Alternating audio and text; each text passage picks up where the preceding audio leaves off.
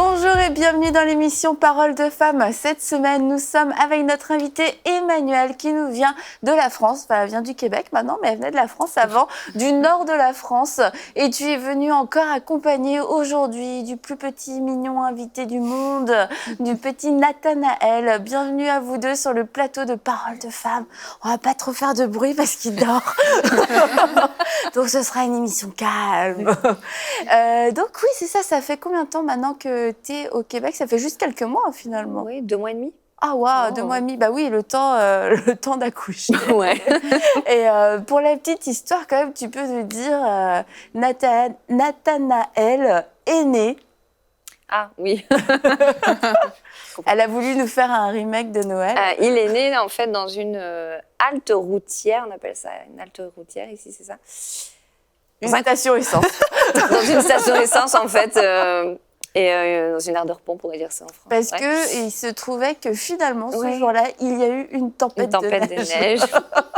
Et puis ça a été très rapide, donc en même pas une après-midi, en 1h30, il était là, donc ça a été...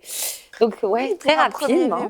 Pour un premier bébé. Wow. C'est là, bloqué dans la neige, surpris par la neige. Vous êtes arrêté sur cette aire d'autoroute et vous avez été dirigé. On avait une bonne sage-femme, donc heureusement ça aide quand même. On vous a dégagé un petit couloir. Ouais, voilà. Et on a fait ça dans le couloir, donc. Vous avez fait le plein du coup? J'attends toujours une carte gratuite, mais.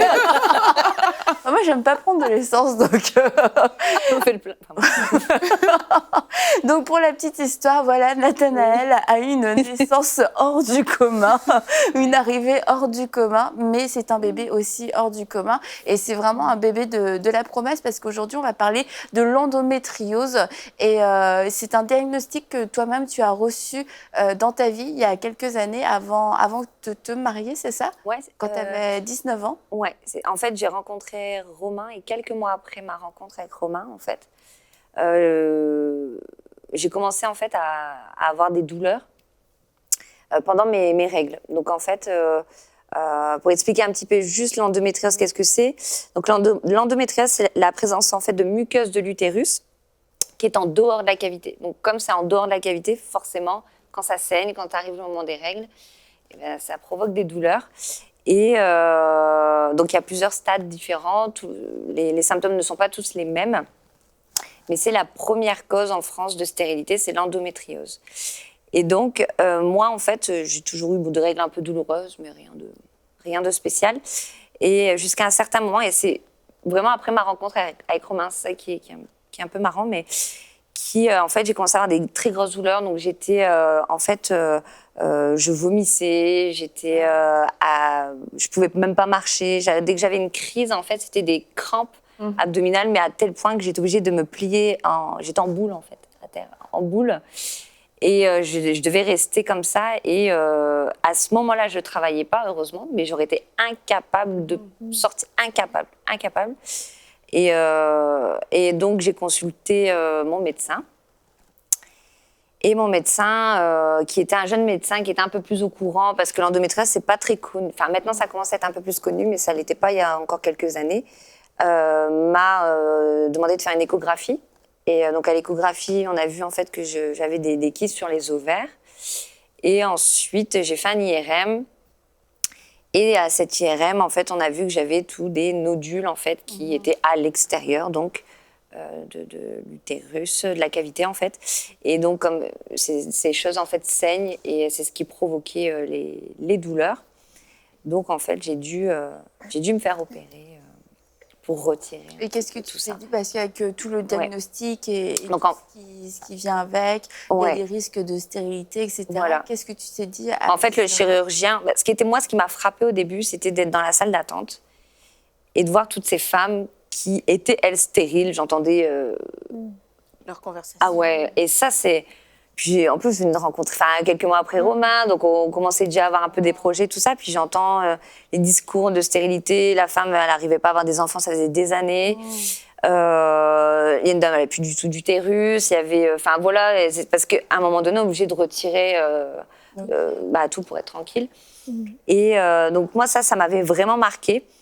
Et après, mon chirurgien m'a dit clairement, si je souhaitais avoir des enfants, ça allait être très difficile, très difficile, et qu'il fallait vraiment que je me prépare psychologiquement le jour où je voudrais un enfant, à d'abord consulter un médecin pour pouvoir regarder un petit peu, voir un petit peu les méthodes éventuellement, mais qu'il y avait des grandes chances aussi que je pouvais être stérile. Stérile. Et comment t'as pris ça? Et ben j'étais très bizarrement, j'étais un peu. C'était pas dans mes projets, donc forcément j'étais triste. Et en même temps, ce qui est bizarre, comme on en parlait hier, j'avais beaucoup de mauvais raisonnements dans mon esprit. Et donc pour moi, je me suis dit, je me suis baptisée parce que je m'étais baptisée peut-être 1 an avant. Je me suis dit, ça c'est l'ennemi, c'est la persécution, et que d'ailleurs je comprends même pas pourquoi je pensais à ça, mais je disais, c'est la persécution, ça y est, parce que je suis à Christ. Voilà, je commence à vivre des malheurs, je commence à vivre des choses difficiles.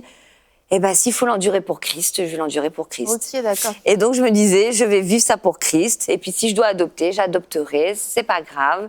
Ça me plaît aussi d'adopter. Donc, et en fait, je l'ai pris comme une fatalité. C'est-à-dire, OK, Emmanuel égale endo. Donc, endométriose. Donc, pour moi, ça faisait partie de mon... En fait, je l'avais pris comme dans mon identité. T'as accepté tout ce que le médecin... Ça fait partie de mon ADN. Ça fait partie de moi. C'est Emmanuel. Emmanuel, elle a de l'endo. L'endo d'Emmanuel, on disait dans mon entourage. L'endo d'Emmanuel, avec son endo à elle. En fait, donc ça m'appartenait quelque part. Ça faisait partie de moi. Et ça t'attristait pas plus que ça parce que t'avais... Mais c'est à cause de ces raisonnements. Genre, si Dieu le veut... J'étais fataliste, en fait. Ouais. Et très OK. Si, je ne peux pas dire que j'étais pas triste, mais j'étais résignée. Je me suis dit, s'il faut souffrir pour Christ, pourquoi je pensais à ça Ton mari aussi était dans cette idée-là? Oui, et puis comme je disais, il n'a pas grandi non plus dans une famille chrétienne, donc ce que je recevais, il recevait aussi. Donc c'est-à-dire que les enseignements étaient un peu les mêmes. Donc il me disait, il était optimiste, il disait mais non, ça va aller, etc. Mais il n'y avait pas, c'était pas de la foi. quoi. C'était pas de la foi, c'était juste de l'optimisme pour me rassurer, mais c'était pas de la foi. Et donc on a accepté ça en fait avant même de se marier quelque part. Que le jour où on voudrait des enfants, Ce serait compliqué. Ce sera le plan B, pas le plan initial de Dieu, finalement, quelque part. Et du coup, après, comment t'es sortie de ce fatalisme? En fait, au final, quelque part, au début, surtout, il y avait beaucoup d'études sur l'endo. Et, toi, t'as lu plein de choses. Ouais, puis je voulais faire partie des études, etc., pour aider les recherches et tout. Tellement que ça faisait partie de moi, je sais pas, je l'avais vraiment accepté comme comme dans mon ADN. C'est quelque chose de bizarre, mais... Et donc, en fait, j'ai avancé comme ça pendant des années. Donc, ils m'ont donné un traitement alternatif parce que donc ils m'ont opéré. Donc, ils ont retiré, mais ça repousse, en fait, bien souvent. Oui, c'est ça, qu'est-ce qu'il faut dire, c'est que les médecins te disent à ce moment-là que l'endométriose, c'est à vie, que ça peut... J'étais pas à un stade très élevé, mais que ça peut évoluer, donc ça peut monter au système digestif, les reins, la vessie, etc. Après, ça devient un vrai enfer, et puis au final, on ne peut plus faire grand-chose. Et donc, il fallait que je me prépare aussi à ça. Donc, il m'a dit, la meilleure des solutions, c'était soit j'étais en ménopause artificielle, ou soit je prenais la pilule en continu pour ne plus avoir de règles, ne plus ressentir les symptômes, mais ça n'empêchait pour autant que c'était quand même en moi. Il n'y a pas de traitement. Ils sont encore en recherche, mais il n'y a pas de traitement. C'est juste des choses pour calmer. Et on va dire endormir. Ouais, voilà, endormir. Et donc j'ai pris la pilule en continu parce que je voulais pas de ménopause artificielle. Et du coup j'ai avancé comme ça pendant plusieurs années. Comme on ne pensait pas encore avoir des enfants non plus, c'était pas peut-être gênant au départ. Et puis après, quand j'ai commencé à retourner vraiment vers le Seigneur, à avoir une vraie relation avec le Seigneur, à découvrir les promesses qu'il avait pour moi, à voir en fait ce qui est écrit dans la parole et ce que moi j'ai déclaré sur ma vie et ce que j'entends aussi autour de moi, je me dis, il y a comme... ça va pas. Un décalage. Ça fonctionne pas. Et je me suis dit, comme j'étais sous traitement, on va continuer comme ça pendant un certain moment.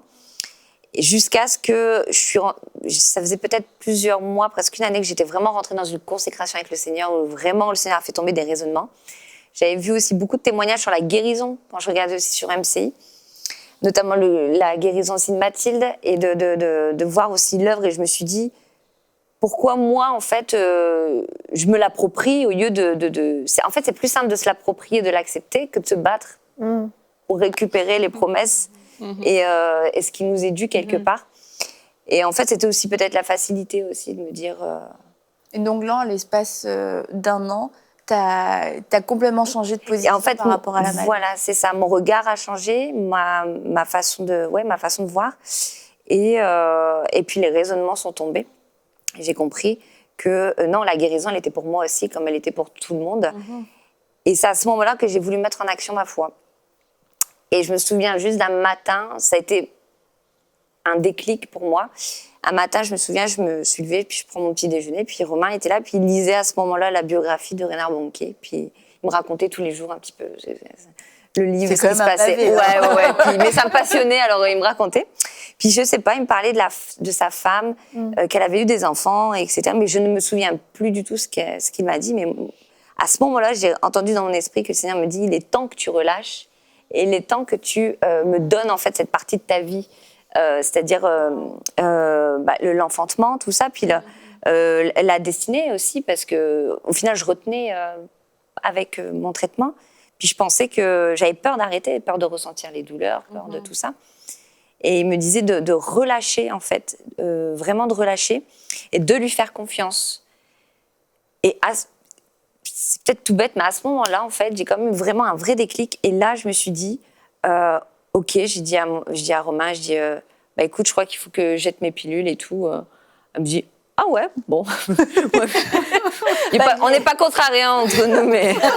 mais il est en train de lire la biographie de Reinhard Bonnke. Il était pas de foi, par contre. Il était en feu, donc... Jeter ses pilules. C'était rien par rapport à ce qu'il lisait, donc... il me dit, ah bon? Il me dit, ouais, je ressens vraiment que là, il faut que je jette. Est-ce que tu es prêt? Parce que, voilà, j'avais une petite appréhension parce que je me suis dit, bon, peut-être que les symptômes vont revenir. Et au final, donc, j'ai jeté mes pilules. Je ne les ai pas gardées dans le tiroir, je les ai vraiment jetées. Et j'ai eu, quelques temps après, de retour mon cycle. Non, pas de symptômes, mon cycle. Et je me suis aperçue qu'en fait, pendant mon cycle, j'avais plus aucun, rien. Wow. Et là, je me suis dit, waouh. Et quelques temps après, j'ai vu que... Nathanaël n'était pas encore là, mais j'ai appris que j'étais enceinte. Et donc, sur peut-être 1 mois et demi, 2 mois, en fait, et je me suis aperçue qu'en fait, pendant des années... T'avais cru un mensonge. Ouais. Pendant des années, j'ai cru un mensonge et j'en ai vraiment fait ma vérité, en fait, quelque part. C'était à moi. Et au final, non, ce déclic à ce moment-là je sais pas, c'est tout bête ce déclic, mais c'est ce qui... Non, c'est pas tout bête quand même. Non, mais parce que je sais que parfois, et ça s'est passé comme ça pour moi, après, on est tous... Enfin voilà, on a tous une vie différente et on a tous des parcours différents. Et en tout cas, pour moi, ça s'est passé comme ça. Mais aussi, je pense que ce qui est très important, c'est les raisonnements qui sont tombés. Je pense pas avoir... J'aurais pas reçu ça, j'aurais pas été capable de le recevoir non plus si... je n'avais pas la connaissance aussi des promesses de Dieu, qu'à la croix, il avait pris toutes mes maladies, qu'il avait pris toutes les souffrances. C'est des choses que tu n'avais pas entendues, que tu ne savais pas. Non, j'entendais plus la croix, les péchés, etc. Les péchés, oui, mais la maladie, la souffrance, oui, bon. Qu'est-ce que tu t'es dit quand on voit des personnes malades autour. Ouais, mais qu'est-ce que tu t'es dit quand tu as découvert que c'était pas ça la volonté de Dieu pour toi et qu'au contraire, sa volonté, c'était que tu sois guérie? Qu'est-ce que...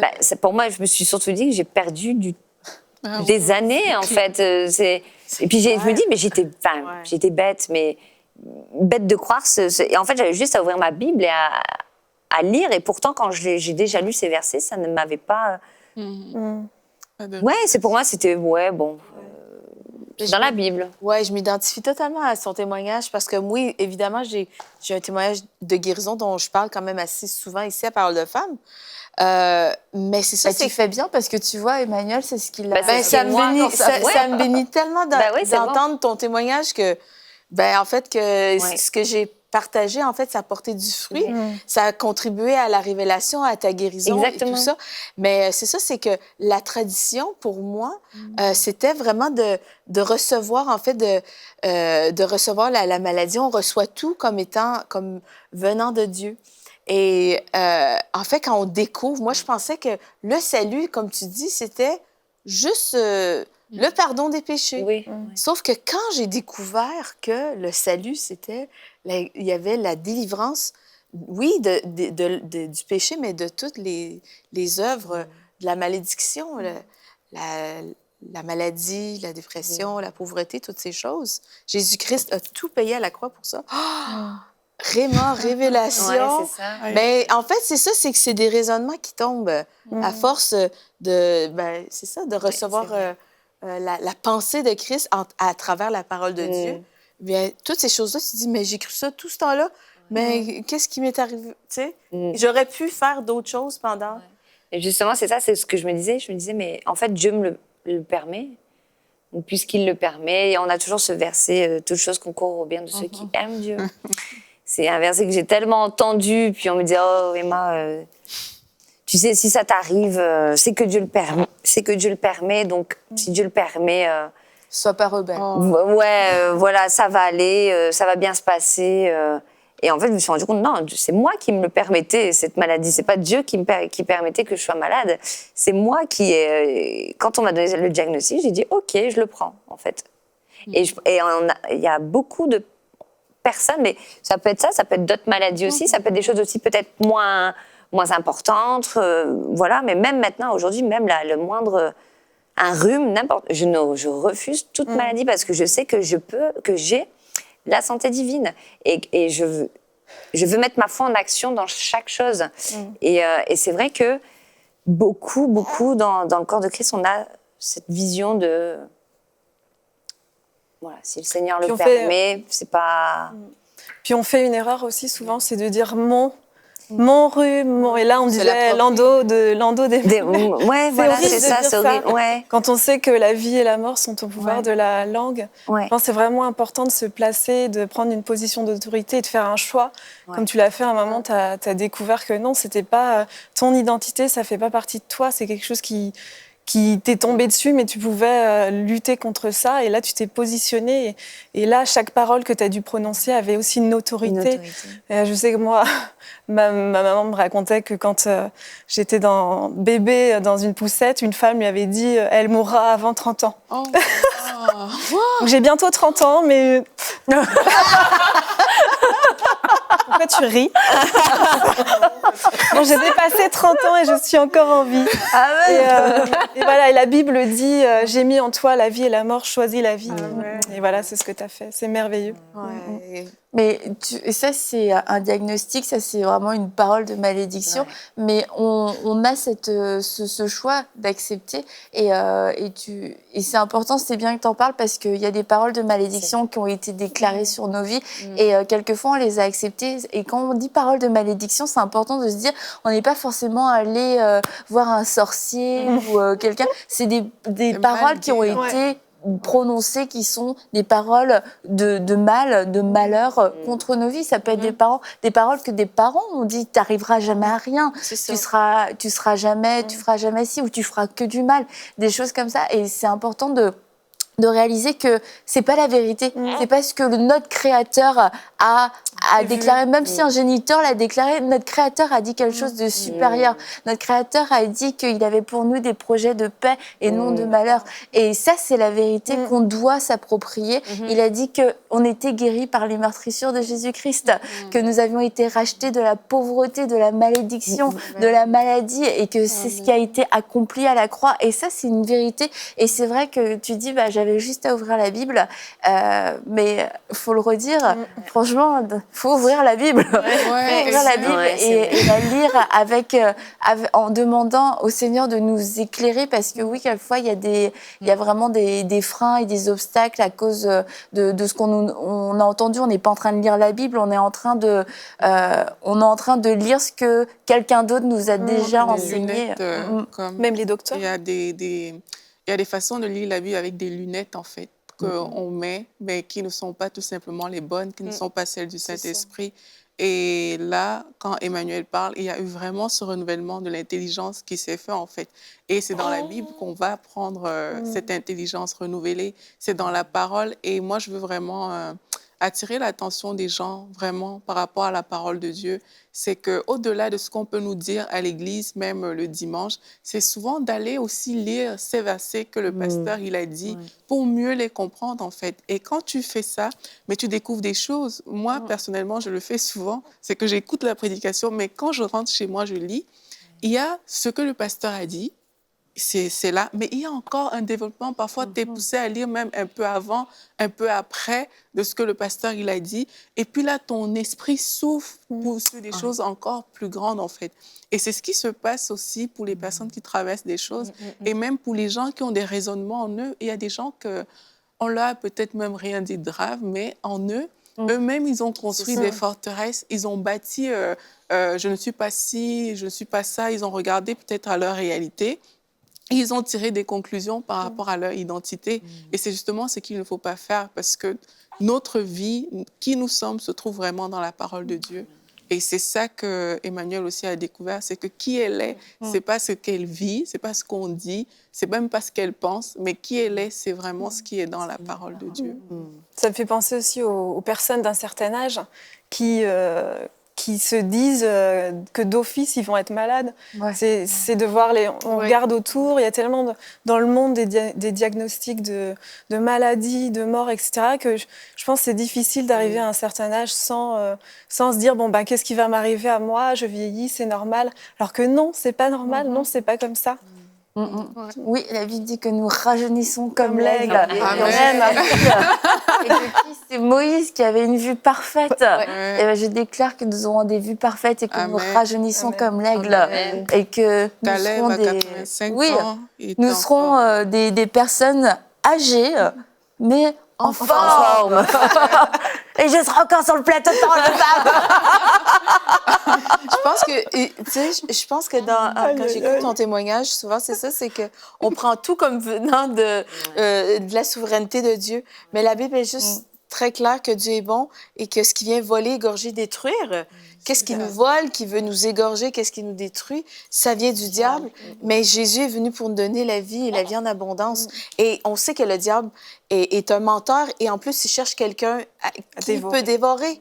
Donc, il cherche des personnes qui vont juste qui vont accepter des paroles pareilles. C'est ça, qui vont accepter le diagnostic, qui vont tout prendre. Mais qu'est-ce qu'on enseigne? C'est vraiment qu'est-ce que la parole de Dieu nous dit, c'est qu'on élève toutes ces choses-là. On élève la parole de Dieu au-dessus de toutes ces choses-là et que l'œuvre que Jésus-Christ a faite à la croix est complète. Et c'est pour ça aujourd'hui qu'on a Nathanaël sur le plateau. Oui. Que tu es entièrement guéri et restauré. Amen. Et vraiment, ta vie glorifie Dieu. Et vraiment, je crois vraiment qu'il y a des femmes aujourd'hui qui nous écoutent, qui vivent une situation similaire à la tienne et vraiment qui peuvent être encouragées, savoir que Dieu est fidèle, que sa parole est vraie, qu'elle retourne jamais sans avoir fait pour elle, son effet. Alléluia. Mais Seigneur, aujourd'hui, on veut s'accorder avec toutes celles qui ont besoin de guérison. Seigneur, on veut déclarer que toutes les paroles qui ont été prononcées contre elles, des paroles de mort, des paroles de malédiction, des diagnostics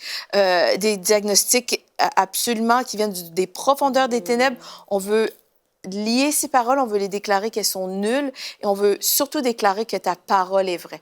On veut déclarer l'œuvre de la croix sur vous aujourd'hui. Je veux déclarer le sang de Christ. Je déclare que le sang de Jésus vous guérit aujourd'hui, que vous êtes entièrement restaurés par ses meurtrissures. Jésus-Christ a payé à la croix pour que vous ayez une vie abondante et je déclare que les forteresses tombent dès maintenant, que les mensonges tombent et que la vérité de la parole de Dieu éclaire vos cœurs et illumine votre esprit aujourd'hui. Vous avez la pensée de Christ et vraiment vous êtes entièrement restaurés et guéris aujourd'hui.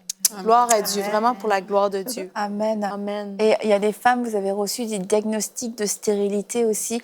Et on veut s'associer avec vous dans la foi en déclarant que ce diagnostic est annulé dans le nom de Jésus. Vous êtes fertile, vous êtes féconde, vos entrailles sont des entrailles de vie. Vous portez la vie et que vous allez porter un enfant qui servira le Seigneur, une petite fille, un petit garçon. Et on se réjouit avec vous pour ces enfants qui vont naître suite à votre pas de foi, suite à votre élan de foi. Et puis vous pourrez l'appeler Magali, Aurélie, Emmanuel, Mathilde, Annabelle. Il n'y a pas de souci. Ou parole de femme.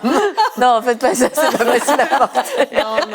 Ça marche pas. Ça marche pas. Mais j'ai une pensée aussi pour des personnes qui souffrent de kystes et même de l'endométriose dont on a parlé parce que c'est quelque chose qui revient souvent. Et vraiment, la prière qu'on a faite maintenant, que ces personnes se l'approprient parce qu'aujourd'hui, c'est le jour de la guérison. Amen. Amen. Oui, vous êtes guéris. Et comme Emmanuel, saisissez votre guérison. Et toi, tu as été encouragée avec le témoignage de Mathilde. Et Mathilde, tu as aussi fait Vent de guérison qui est disponible sur emcitv.com. Vent de guérison. Et Mathilde, pendant combien de temps? Ça dure combien de temps? 40 minutes. 40 minutes. Elle déclare la parole et tu la déclares avec foi.